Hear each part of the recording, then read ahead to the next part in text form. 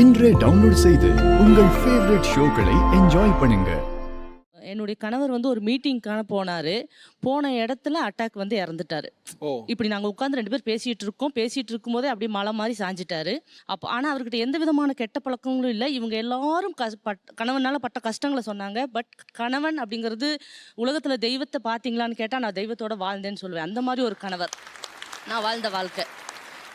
அப்போ இறந்துட்டாரு. அவரை தூக்கிட்டு வரும்போது எனக்கு ஒரு ஃபோன் பண்ணி சொல்கிறாங்க, நீ ரொம்ப தைரியமான பொண்ணு, கண்ணீர் விடக்கூடாது, கையில் குழந்தை இருக்குன்னு. அப்போ எனக்கு என்னுடைய கண்ணீர் நின்றுச்சு. என்னுடைய கணவருடைய எல்லா விஷயங்களும் செஞ்சு முடிக்கிற வரைக்கும் எந்த கண்ணீரும் நான் விடலை சார். 3வது நாள்லேருந்து அந்த குடும்பம் என்னை படுத்தின பாடு இவ்வளோதான் சொல்ல முடியாது.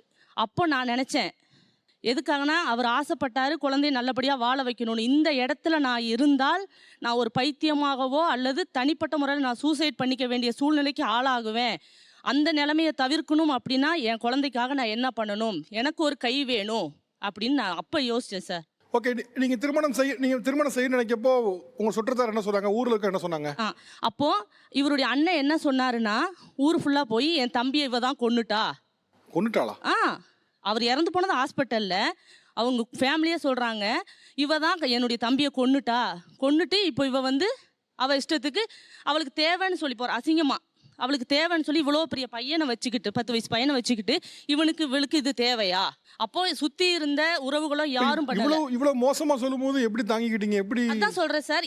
இன்னைக்கு நிலைமையில நானும் என் கணவரும் கட்டின வீடு, என்னுடைய தோட்டம் ப்ளஸ் என்னுடைய எல்லா விஷயங்களையும் ஒரு 10 லட்ச ரூபா மதிப்பு இருக்கணும் வைங்களேன், அத்தனையும் விட்டுட்டு என் குழந்தைய, நீங்கள் எல்லாரும் சொல்கிறீங்களா குழந்தை அந்த குழந்தைய காப்பாற்றணும் அப்படின்னா நான் முதல்ல உயிரோடு இருக்கணும், எனக்கு பைத்தியம் பிடிக்கக்கூடாது அப்படின்னு அந்த இடத்த விட்டு நான் வெளியில் வந்தேன். எந்த கணவர் என்னுடைய தெய்வமாக நினச்சனோ, எனக்கு இன்னைக்கு உருவம் மாறி இன்னொரு கணவர் நம்மளை மாதிரி நண்பர்கள் மூலமாக கிடைச்சாரு.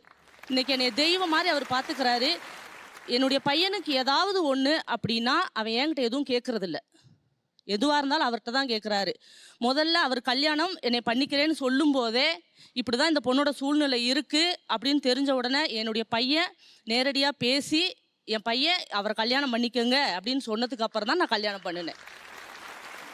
கீழே கொடுங்க, அவட்ட கொடுங்க. சார் வணக்கம் சார். வணக்கம். நீங்கள் மறுமணம் செய்யணும்னப்போ உங்களுக்கு வந்து சோஷியல் ஷேம் என்ன பிரச்சனை இருந்தது? நம்ம ஊர் வந்து சேலம் சார். நம்ம ஊர்லேருந்து இவங்க ஒரு 4 கிலோமீட்டர் டிஸ்டன்ஸில் இருக்கிறாங்க. ஸோ யதார்த்தமாக பார்த்தேன் சார், இவங்களை பார்த்து கல்யாணம் பண்ணிக்கணும் அப்படின்ட்டு இவங்க வீட்டில் போய் கேட்குறேன் சார். ஓகே, அப்போ யார் என்ன சொன்னாங்க? இவங்களுக்கு வந்து விசாரிக்கும் போது 2 பசங்க இருக்காங்க. எப்படி நீ போய் கல்யாணம் பண்ணுவ? 2 பசங்களை வச்சுக்கிட்டு நீ யார் கேட்டா? என் கூட இருக்கிற ஃப்ரெண்ட்ஸ் இருக்கலாம். ஒரு கல்யாணம் பொண்ணை போய் கல்யாணம் பண்ணுற, உனக்கு பொண்ணா இல்லை லவ் பண்ணு இல்லை, எவ்வளோ ஐடியா கொடுத்தாங்க சார். என்னோட கூட பிறந்தவங்களே சொன்னாங்க சார், அப்படி கூட்டியாரமாக தான் அந்த பொண்ணு கூட நீ வந்தேன்னா வீட்டுக்குள்ளே வரக்கூடாது. உங்கள் கூட பிறந்தவங்களா?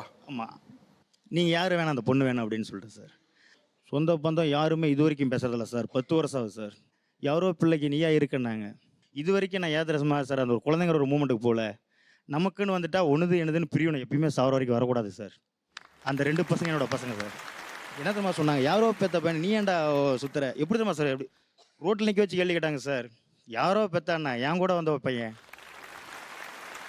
ஓகே வனிதா, இப்போ நீங்கள் ஃபுல் எபிசோடில் கொஞ்ச நேரம் வந்து பார்த்தீங்க.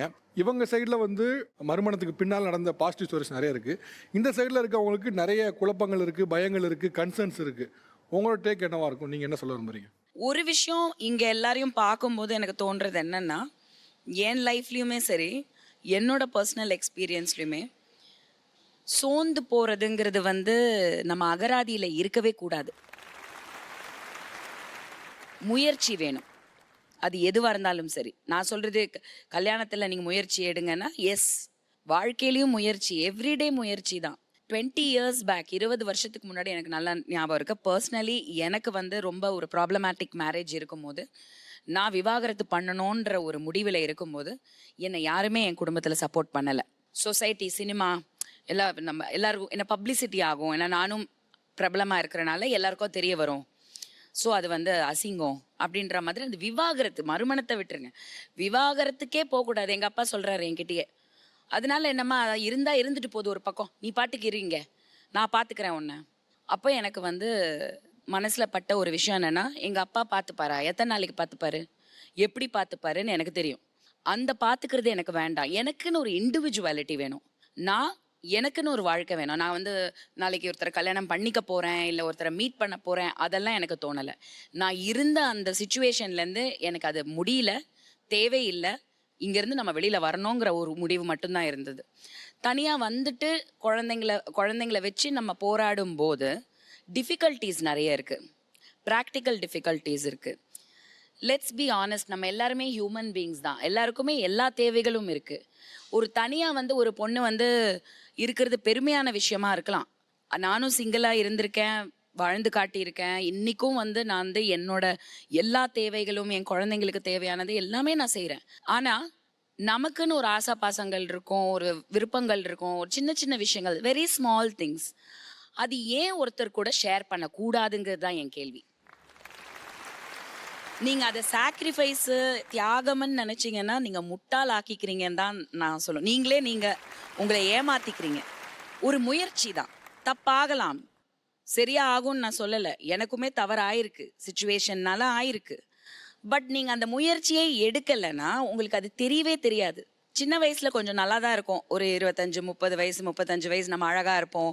நம்ம ஒரு ஆஃபீஸ்க்கு போகிறோம், இல்லை ஒரு பஸ்ஸில் போகிறீங்க, எங்கேயோ போகிறோன்னா 10 பேர் உங்களை பார்ப்பாங்க, ரசிப்பாங்க. ஏன்னா அதுவும் நம்ம லேடிஸ் தனியாக இருக்கும்போது 100% அட்டென்ஷன் ஜாஸ்தி தான் கிடைக்கும். ஆனால் அந்த ஒரு ஸ்டேஜ் வரும் 35க்கு மேலே, 40 வயசு, 40க்கு மேலே டிட்டோரியேஷன் தான் அடுத்த ஸ்டேஜ் ஆஃப் லைஃப். கண்டிப்பாக ஏஜில் வந்து அழகு குறையும், உடம்பு ஹெல்த் ஸ்பாயில் ஆகும், நமக்கு நிறைய விஷயங்கள் மென்டலி டிசிஷன்ஸ். குழந்தைங்க இருக்காங்கன்னா இப்போ நாளைக்கு இது எப்படி பண்ணலான்ற ஒரு முடிவுகள் எடுக்கிறதுக்கும் ஒரு துணைங்கிறது வாழ்க்கையில் இருக்கிறது ரொம்ப முக்கியம்னு நான் நினைக்கிறேன்.